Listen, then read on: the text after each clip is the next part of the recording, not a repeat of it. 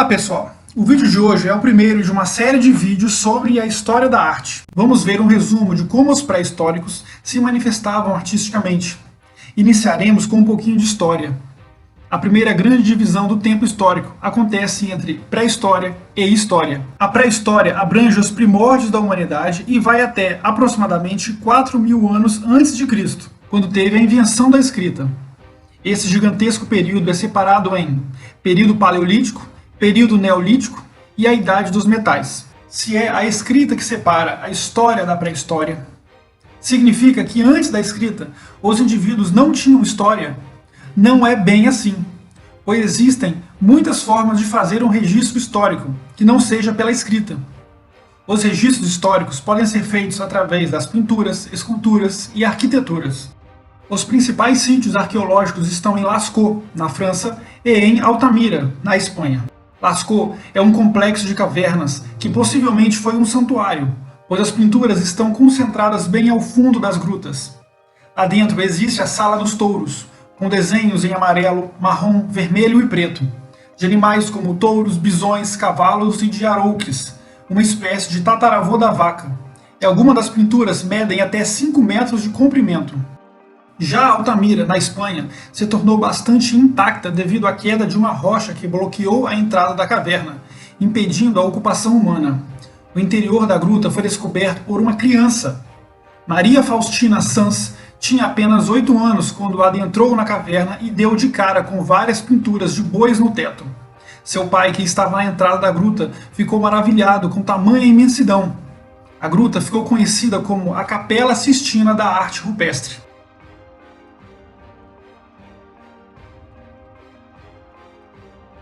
Aqui no Brasil temos o Parque Nacional Serra da Capivara, que contém a maior concentração de pinturas rupestres do continente americano.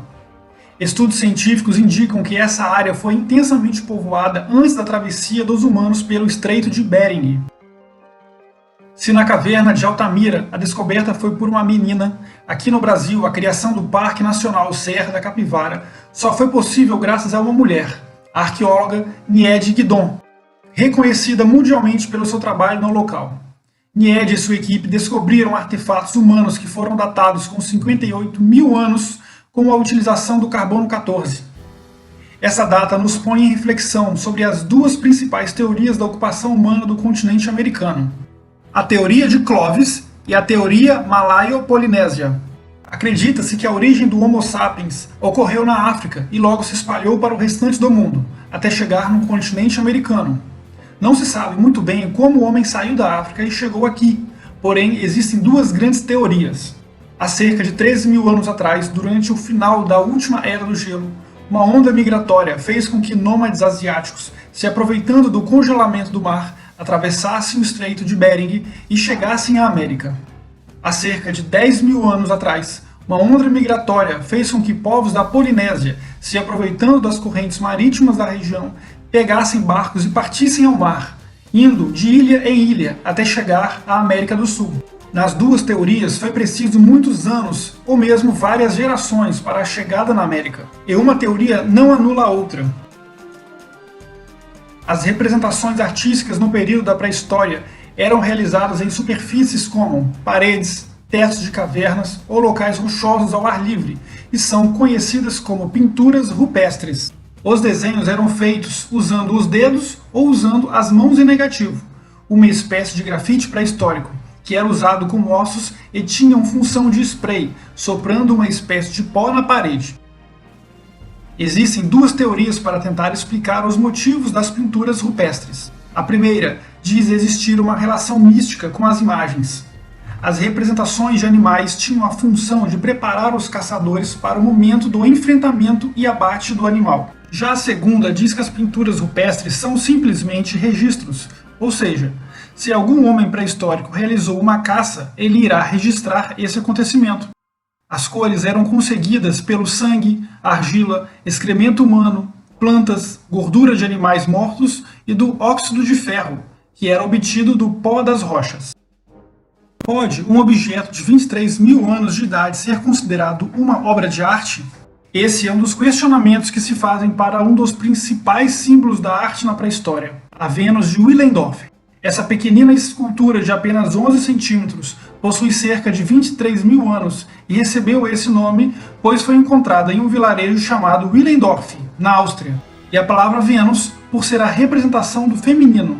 Acreditava-se que a fertilidade feminina estava ligada ao tamanho do quadril. Quanto mais largo, mais fértil. Assim, a Vênus de Willendorf foi feita com os seios e as nádegas volumosas, representando a fertilidade feminina, pois em um período em que a sobrevivência era um enorme desafio, a fertilidade era algo buscado e quase celebrado. A busca pela fertilidade trouxe um predomínio de figuras femininas e uma ausência de figuras masculinas nas esculturas. Inicialmente, os pequenos agrupamentos humanos tinham as cavernas como moradias. Porém, com o passar do tempo, os agrupamentos humanos viraram pequenas sociedades e não cabiam mais dentro das cavernas. Assim, os indivíduos foram forçados a construírem suas próprias construções. Possivelmente, as primeiras construções tinham como objetivo homenagear os mortos e, com o passar do tempo, foram ficando cada vez maiores. Os principais tipos de arquiteturas desenvolvidas na pré-história são três. São grandes pedras que chegavam a pesar até 3 toneladas, cravadas no chão verticalmente. Suas funções eram de culto à fecundidade e de santuários religiosos. Mais tarde, perceberam que as pedras poderiam servir de colunas e daria para servir de apoio para outra pedra em cima. Essa nova construção foi chamada de dolmen.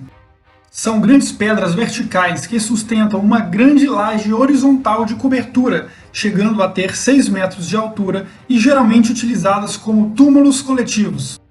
A junção do menhir com o dolmen, em formato de círculo, forma um cromelech. Era associados aos cultos dos astros da natureza, sendo considerado um local de rituais religiosos e de encontro tribal. Um grande exemplo é o Stonehenge, localizado na Inglaterra.